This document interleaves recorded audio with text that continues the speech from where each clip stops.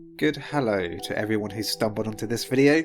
For this week's spooky episode, we're looking at some disturbing facts you wish you didn't know. 2 quick warnings right off the bat. Some of these facts you will wish you didn't know. And secondly, I'm ill so I sound like shit. The first post is by Delirious Lies and they add 2 facts. When a body falls from a building, they don't go splat, they bounce. Unless it's a very, very high fall. That seems insane. Surely that can't be true, unless the concrete is made of rubber. Okay, so I've had a look online for ages and I cannot find a definitive answer, so we'll put that down as a maybe, unless you can make a compelling argument for it in the comments. On to the next fact. If you're driving over 80 kilometers an hour and hit a horse or large animal, you can inhale its intestines and suffocate on them. I think that's under the assumption that the inside of their intestines somehow gets spread around the inside of your car, but yeah, that sounds like a terrible way to die. Trump's Earhole described an experience where this has actually happened in the comments. When I was a paramedic, I responded to a call of a vehicle vs moose. The car was a low sports car, so it hit low into the moose's gut and tore it open. There was so much half-digested swamp grass and shit completely covering the inside of the car. The driver and his dog were completely covered and soaked in it. His lungs were clear, although there was some that got in there, but it was his eyes that were the biggest problem. Well, that and the cold exposure, as the warmth from the moose's insides wore off and the cold night air started to get to him. I spent around 20 minutes per eye cleaning them out from all the grass and shit. We also had to cut off all his clothes and get him cleaned up and warmed up in the back of the ambulance. The police showed up and one officer took the dog back to their station to get it washed up as well. What a terrible smell that was. The next day back at home I sneezed and could still smell some sort of residual moose gut smell. What a horrible experience that must have been for everyone involved. The next post is by Civ Settler. Fatal Familial Insomnia. Super rare, but also super scary. Basically, you stop being able to sleep, then you go mad, then you die. No cure. So I've done a little research on this, and apparently the disease has 4 stages. Number 1 is characterised by exponentially worsening insomnia, resulting in panic attacks, paranoia, and increased phobias. This stage lasts for about 4 months. The next stage is hallucinations and panic attacks become noticeable, continuing for about 5 months. The third stage, complete inability to sleep, followed by rapid loss of weight. This lasts for about 3 months. And the final stage, dementia, during which the person becomes unresponsive or mute over the course of 6 months. This is the final stage of the disease, after which death follows. That sounds so brutal. Just over the course of a year, uses your brain's subconscious to slowly kill you. But I wouldn't worry about it too much. As the name suggests, it's a hereditary disease and very rare. The next post is by Altruistic Box.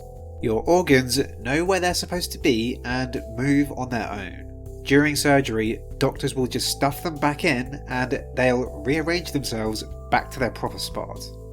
Oof, that makes me feel sick. Zorg Galacticus leaves a comment expanding on this a bit. There are connective tissues attached to your organs, which have quite a bit of give to them. They set the organs aside, but they're still attached. When they put them back in, the connective tissue springs back and pulls the organs back to where they go.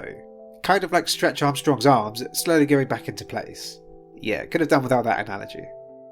The next post is by Sweet Princess, but don't be fooled, this fact is very dark.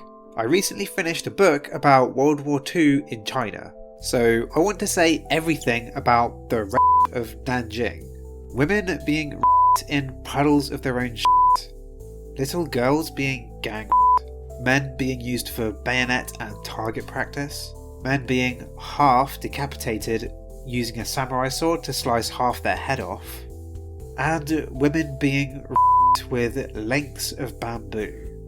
Zorg Galacticus pops up again with another disturbingly detailed comment.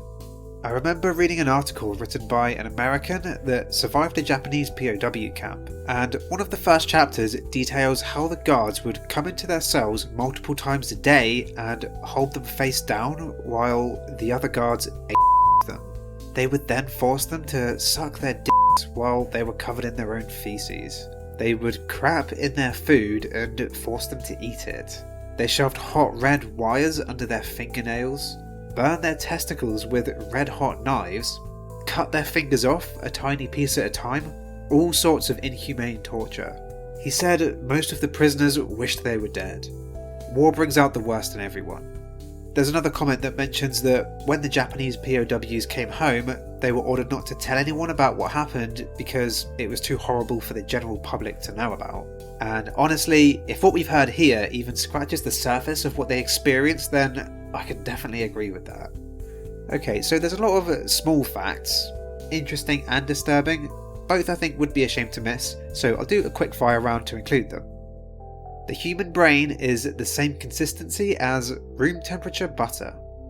Child slaves in the Congo mine the cobalt used in our phones.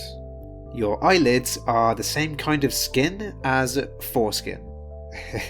So we're all a bit cockeyed. I swear that can't be true, but okay. Statistically, 1 in 8 boys and 1 in 4 girls get sexually abused before the age of 16. In most cases, it's done by a relation of theirs. Both Disney and Francis Ford Coppola hired Victor Salva after his prison sentence for being a predator, the Jeepers Creepers franchise creator. Oh man, that's a 2-in-1, I used to love Jeepers Creepers. The type of skin on your lips is called the mucosa, and is the same skin found on your anus because they are 2 ends of what's essentially a pipe called the alimentary canal. The next post is by Glass Half Full of Acid. Tarantula hawks, quick jump scare warning, are giant flying wasps that sting tarantulas, inducing paralysis. They then drag the paralysed tarantula back to their nest and lay eggs in them. The eggs hatch and the larvae slowly devour the still alive, paralysed tarantula from the inside. The tarantula hawk's sting as well is apparently very painful but can't kill you, which is something at least considering it can be found on every continent except Europe and Antarctica. The next post by Scarf's Fur Frumpkin says, just how painful and torturous extreme radiation sickness is. Imagine feeling your muscles and organs dissolve inside your own body while skin just drops off, while being fully conscious and feeling everything. Anyone who's seen Chernobyl probably knows how disturbing this can be, but there's a case I've seen involving a man called Hisashi Uchi, which I find particularly disturbing, so it's something you might enjoy. He was 35 and worked in a nuclear plant in Japan. Hisashi was funneling enriched uranium into a tank from a bucket held by his co-workers who were inexperienced. They poured too much uranium into the tank, releasing a dangerous and uncontrolled amount of radiation. Hisashi was closest to this and received the biggest exposure. Here is a detailed record based on a book about this incident describing what he experienced after that. When Uchi arrived at the hospital, he didn't yet look like a victim of intense radiation exposure. His face was slightly red and swollen and his eyes were bloodshot. He complained a lot of pain around his ears and hands, but he didn't have any blisters or burns, so the doctors who examined him thought it might be possible to save his life. But within a day, his condition got worse. He began to require oxygen and his abdomen swelled. Then after he arrived at the hospital, things continued to get worse. 6 days after the accident, a specialist who looked at images of the chromosomes in his bone marrow cells saw only scattered black dots, indicating that they were broken into pieces. Uchi's body wouldn't be able to generate new cells. A week after the incident, he received a peripheral blood stem cell transplant from his sister, but regardless, his condition continued to deteriorate. They noticed that when medical tape was removed from his chest, his skin started coming off with it. He began developing blisters. Tests showed that the radiation had killed the chromosomes that normally would enable his skin to regenerate, so that his epidermis, the outer layer that protected his body, gradually vanished. The pain became intense. He began experiencing breathing problems, and 2 weeks after the accident, he was no longer able to eat and had to be fed intravenously. 2 months into the ordeal, his heart stopped, but doctors were able to revive him. However, just short of 3 months after the accident, his body finally gave out due to multiple organ failure. One small accident at work caused by an incompetent co-worker, resulting in a 3-month-long torturous death for Hisashi. I've only glazed over it here though. I'll leave a link to the full article, and they also mention the book, which has all of the information if you're interested. The next post by a deleted user says Rabies. Just everything about rabies. There's a comment here by Where's Jay Quillen At, which really goes into detail about why you should be scared of rabies. It's pretty long and probably the final post, but reading it I realised how little I knew about rabies, and you should probably hear this, especially if you like camping. Let me paint you a picture. You go camping and at midday you decide to take a nap in a nice little hammock. While sleeping, a tiny brown bat in the rage stages of infection is fidgeting in broad daylight, uncomfortable and thirsty due to the hydrophobia, and you snort, startling him. He goes into attack mode, except you're asleep and he's a small brown bat, so weighs about 6 grams. You don't even feel him land on your bare knee and he starts to bite. His teeth are tiny, hardly enough to even break the skin, but he does manage to give you the equivalent of a tiny scrape that goes completely unnoticed. Rabies does not travel in your blood. In fact, a blood test won't even tell you if you've got it, so you wake up none the wiser. If you notice anything at the bite site at all, you assume you just lightly scraped it on something. The bomb has been lit, and your nervous system is the wick. The rabies will multiply along your nervous system, doing virtually no damage and completely undetectable. You literally have no symptoms. It may be 4 days, it may be a year, but the camping trip is most likely long forgotten. Then, one day your back starts to ache, or maybe you get a slight headache. At this point, you're already dead. There is no cure. The sole caveat to this is the Milwaukee Protocol, which is basically medically inducing a coma, but leaves a lot of patients dead or mentally disabled anyway. So there's no treatment. It has a 100% kill rate. Absorb that. Not a single other virus on the planet has a 100% kill rate. Only rabies. And once you're symptomatic, it's over. You're dead. So what does that look like?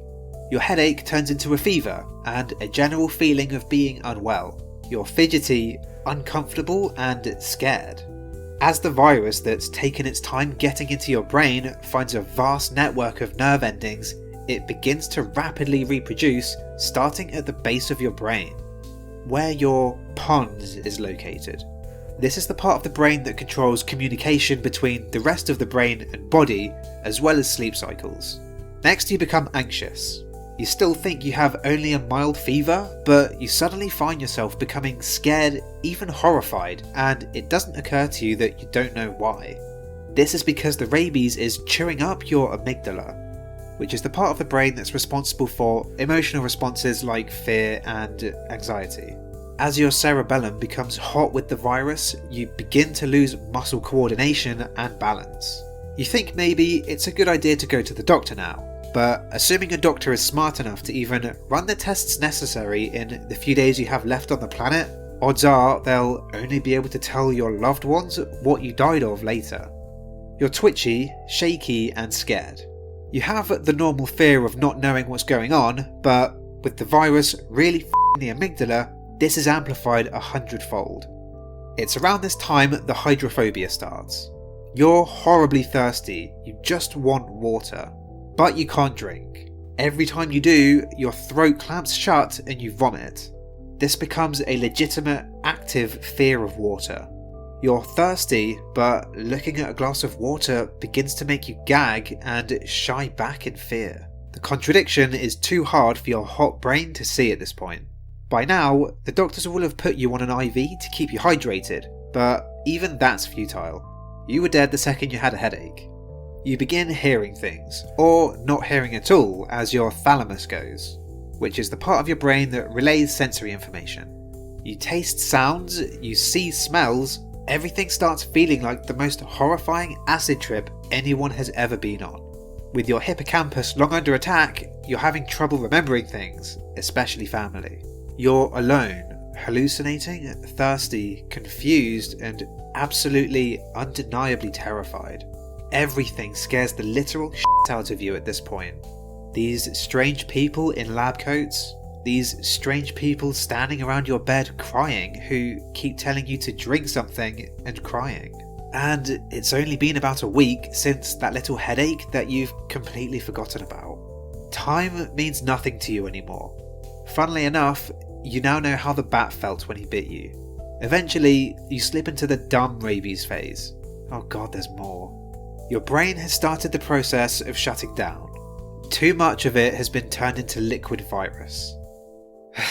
Your face droops, you drool, you're all but unaware of what's going on around you. A sudden noise or light might startle you, but for the most part, it's all you can do just to stare at the ground. You haven't really slept for about 72 hours. Then you die. Always you die. And there's not one f***ing thing anyone can do for you. Then there's the question of what to do with your corpse. I mean, sure, burying it is the right thing to do, but the virus can survive in a corpse for years. You could kill every rabid animal on the planet today, and if 2 years from now, some moist, preserved, rotten hunk of used-to-be brain gets eaten by an animal, it starts all over. Good God. Okay, that went on way longer than I expected. I'd love to say that I hope you all learned something from this, but I'm sure it's all information you could definitely go without. I'm gonna go lie down. Thank you very much for listening. Don't forget to like and subscribe, and I'm sure I'll see you next time. Oh, and if you have any disturbing facts that you want to infect other people's brains with, please leave them in the comments.